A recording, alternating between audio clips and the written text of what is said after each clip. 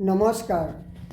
অসমত এনে কিছুমান ধুনীয়া ধুনীয়া ঠাই আছে, আমি হয়তো তাক নাজানো বা নাচাওঁ।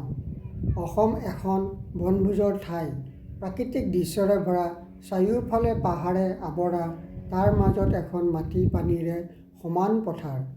তাত অলপ অলপ ওখ চাপ মাটি পানী সম পৰিমাণে আছে। এবাৰ চাই লওঁ আহক ইয়াৰ চৌপাশৰ দৃশ্যবোৰ। প্ৰকৃতিৰ সৌন্দৰ্যৰে ভৰা এই ঠাইৰ নাম উমৰাংছু গল্ফ কোৰ্ছ পথাৰ। ইয়াত নৌকা বিহাৰ, বনভোজ খাব খেলিব পাৰি। চাফ চিকুণ পৰিৱেশৰ মাজত নিজকে উৎফুল্লিত যেন লাগে। ইয়াৰ আশে পাশে সৰু বৰ জলপ্ৰপাতবোৰ আছে। চালে চকু ৰোৱা, মন প্ৰাণ মোহনীয়া সুন্দৰ ঠাই। আপোনালোকে আহি চাব, ভাল লাগিব। ইয়ালৈ অক্টোবৰ নৱেম্বৰ মাহত বিদেশী পক্ষীৰ সমাগম হয়। ফৰেষ্টৰৰ পক্ষী সংৰক্ষণৰ ঠাইত সন্ধিয়া বেলি মাৰ যোৱাৰ পাছত লক্ষ লক্ষ বিদেশী পক্ষী আহে। সেইবোৰ চাই আপোন পহৰা হৈ যোৱা যেন লাগে।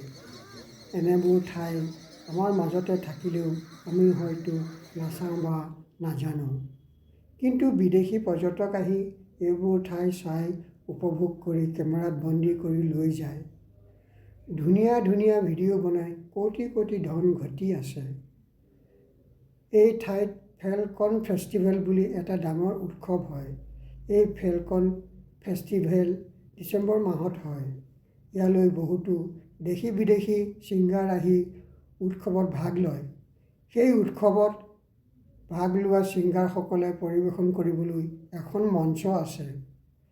এইখনেই সেই মঞ্চৰ ভিতৰচৰা। আহকচোন এবাৰ চাওঁ কেনে লাগে।